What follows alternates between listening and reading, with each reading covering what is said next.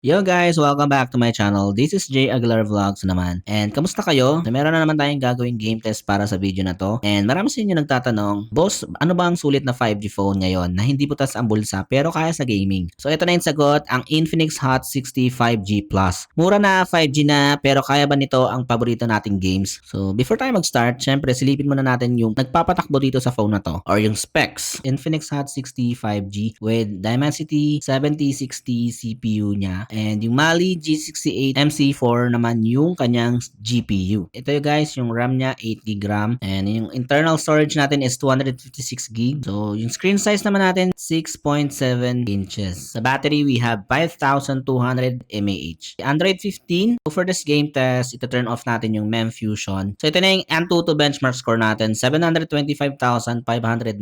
Napakataas yan guys. Pang 99 tayo or 100 kasi in between siya. So ito na pala yung mga lalaroin natin, Mobile Legends Bang Bang, Call of Duty Mobile, Arena Breakout, Car X Street, Genshin Impact, Wild Rift, PUBG, and Honor of Kings. For this game test, gagamit tayo guys ng FPS monitor. Ayan, Shizuku. Okay, start na natin guys. Activate. So dito makikita natin guys yung real-time FPS niya and yung device temperature. Start na natin guys tong game test na to. Before we start, shoutout pala kay Sir Quiz M1M1M. Kaya ba ng Infinix Hot 65G Plus ang Mobile Legends Bang Bang sa max settings? So mid-range 5G phone to. So expectation natin is smooth ML experience kahit naka-max. Basically, nakasagad lahat ng settings para sa real-world gaming test. Pasok ng match, mapapansin nyo agad yung smooth yung movement, rotation, skills at basic attacks, walang lag sa early game.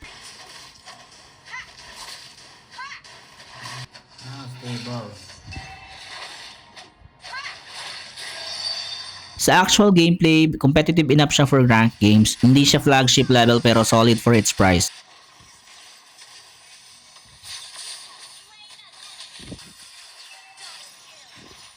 After around 10 minutes, umiinit yung likod, na-reach niya agad yung 42 degrees Celsius, which is normal lang for a Dimensity chipset na naka-max graphics.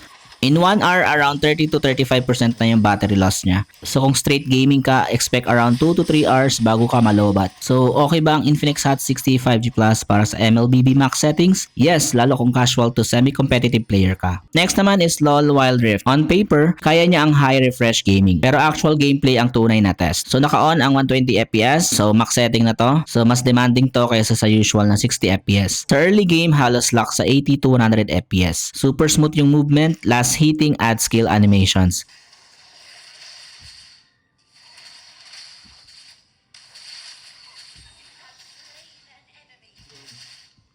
Sa late game naman, since umiinit yung likod ng phone, 8 minutes pa lang, na-reach niya agad yung 43 degrees Celsius. Doon talaga nagdidip kaya need talaga natin ng phone cooler sa phone na to. Pero kaya talagang paabutin ng 100 plus FPS kung hindi umiinit yung device. So in 1 hour, around 40 to 45% yung battery usage niya. So malakas talaga sa battery ang 120 FPS mode. So expect faster drain kumpara sa 60 FPS. Sa actual usage, makakalaro ka ng 2 hours or less straight Wild Rift kung naka 120 FPS ka. Kung 60 FPS lang, mas hahaba pa yung playtime. So, kaya ba ng Infinix Hot 60 5G Plus ang Wild Rift? Yes na yes! Next na natin agad yung HOK or Honor of Kings sa max settings. So interesting makita kung gaano siya ka-stable sa heavy MOBA game tulad ng Honor of Kings. Nakasagad lahat ng settings para makita natin ang tunay na performance. Sa early game, halos stable 60 FPS agad. Smooth ang movement, skill animations at walang stutter habang nagle-lane. Meron siyang minor drops during clashes pero still very smooth sa actual gameplay. FPS range niya is 55 to 60 FPS. Pag may mga clash, dito na may konting dips pero hindi mo masyadong mapapansin habang naglalaro.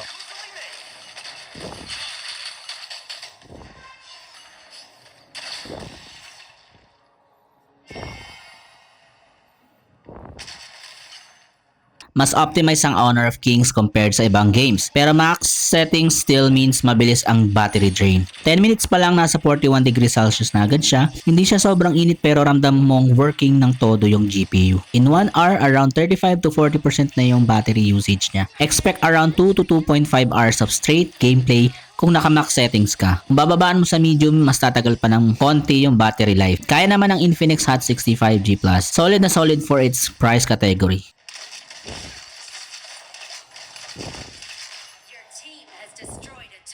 COD M naman, sa graphics high and sa FPS naman naka-max. Balance setup to, hindi ultra graphics pero naka-max FPS para mas smooth ang gunfights. Mas mabigat sa resources ang BR mode kaya dito mas mapapansin natin ang FPS drops. Sa early game, 55 to 60 FPS.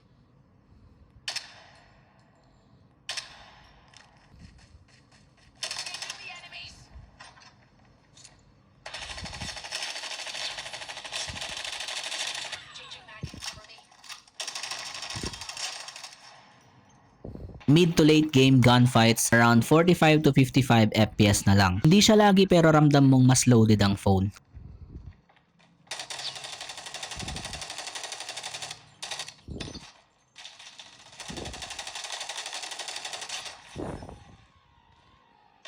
Sa multiplayer, stable 60 FPS, halos buong match. Pero binabaan ko na yung FPS to very high and ito yung pinaka-recommended setting talaga. Super smooth ang aiming, sliding, and quick turns. FPS range is about 58 to 60 FPS. No stutter or frame skipping. Kahit sabay-sabay ang barilan, score streaks at explosions, may minor FPS di pero bihira.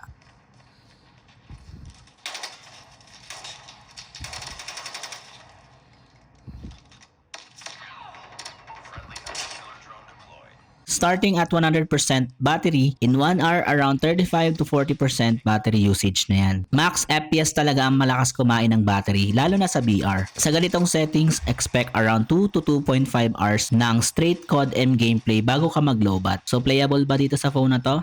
Kung FPS focused ka sa COD M multiplayer, solid choice ang Infinix Hot 60 5G Plus sa high graphics at max FPS. For VR, playable pa rin pero expect FPS drops sa intense moments. Test na natin ang PUBG Mobile sa graphics, HD at FPS high. Ito na yung limit sa settings. Balance setup to, malinaw ang visual habang target pa rin ang smooth FPS. So sa pagbaba pa lang ng eroplano at early looting, stable at 40 FPS agad. Walang stutter kahit maraming buildings at players sa paligid. FPS range niya is 38 to 40, sobrang smooth. Pero locked lang talaga sa 40 FPS. Pero kahit ganito, playable pa rin at walang freezing or bigla ang lag. Sa late game naman hanggang matapos, sobrang stable talaga. Playable na playable talaga.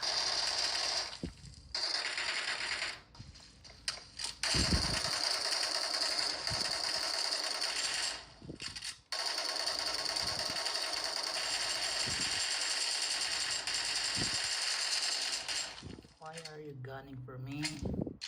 Lock pa rin sa 40 FPS ang frame rate kahit better frame rate na yung setting. Di talaga tayo makakapaglaro ng 60 FPS dito sa Hot 60 5G Plus. Pero stable din at 39 to 40 FPS, walang drops. Starting at 100% battery, in 1 hour around 28 to 32% yung battery usage. Mas tipid to kumpara sa max FPS games dahil high FPS lang ang gamit. Expect around 3 to almost 4 hours ng straight PUBG gameplay sa settings na to bago ka malobat. So, kaya ba ng Infinix Hot 60 5G Plus ang PUBG Mobile HD plus high FPS? Yes, sobrang goods at wala ka kayong magiging problema. CarX Street, isa sa pinaka-heavy na racing games sa mobile. Medyo demanding ang CarX Street kaya magandang stress test to para sa mid-range phones. Sa max settings natin, around 13 to 19 FPS, playable siya pero ramdam mo na heavy talaga yung game. May sudden dips talaga siya pero smooth pa rin ang driving. Sa mismong races, mas consistent ang FPS.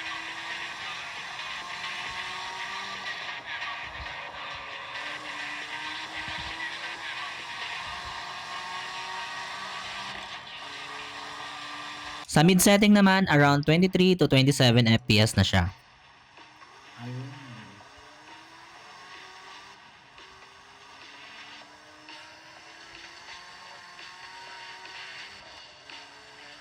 Mas playable naman na siya sa pinaka-low settings pero yung graphics talaga ang pinaka-compromise. Stable at 28 to 30 FPS.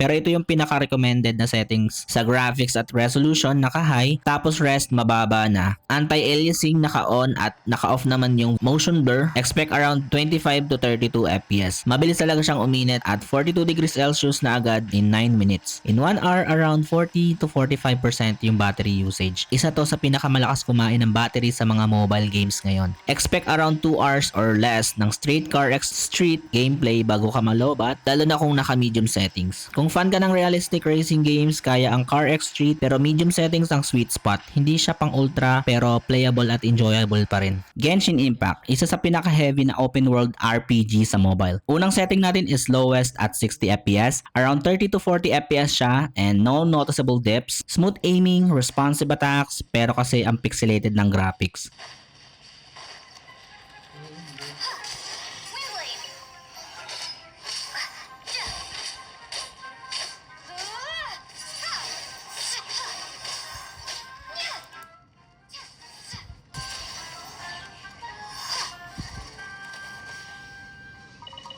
So, taasan natin ang render resolution to high para mapa-improve natin yung graphics kahit naka-lowest settings pa din. So, playable pa din naman at 25 to 30 FPS. Di mo ramdam yung drops.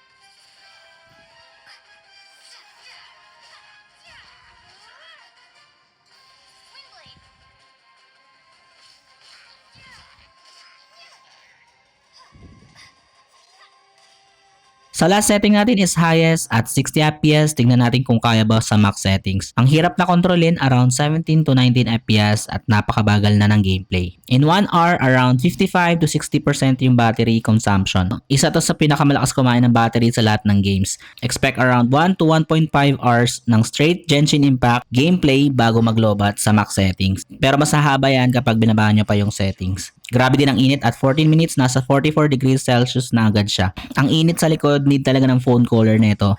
And doon talaga mag-i-improve yung game natin. Kung gusto mo ng max visual experience sa Genshin Impact, playable siya in short sessions pero para sa long gameplay, mas practical ang lowest 60 FPS plus high render resolution na settings sa Infinix Hot 60 5G+.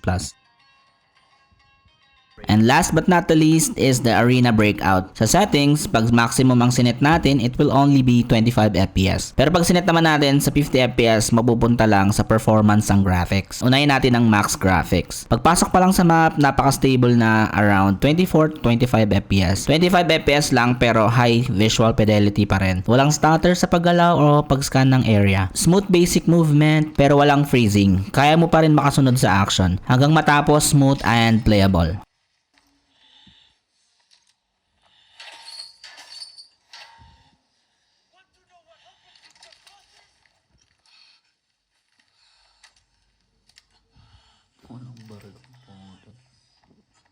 Now naman yung max frame rate na 50 FPS. 50 FPS target test to, kaya mas demanding kaysa sa 25 FPS pero mas smooth gameplay expected. Very smooth pa din ang movement at aiming, 48 to 50 FPS and very responsive.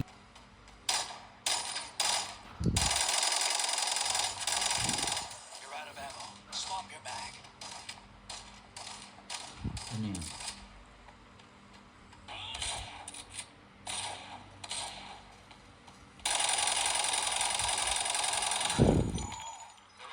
Hindi siya nagiinit ng sobra. In 1 hour, around 30 to 35% battery consumption. Mas efficient sa battery kumpara sa max graphics dahil performance mode at 50 FPS cap. Expect around 2.5 to 3 hours ng straight gameplay bago malobat sa performance plus 50 FPS. Kung priority mo ang smooth gameplay at competitive performance, mas practical ang performance graphics plus 50 FPS. Playable at responsive, perfect for casual to ranked matches.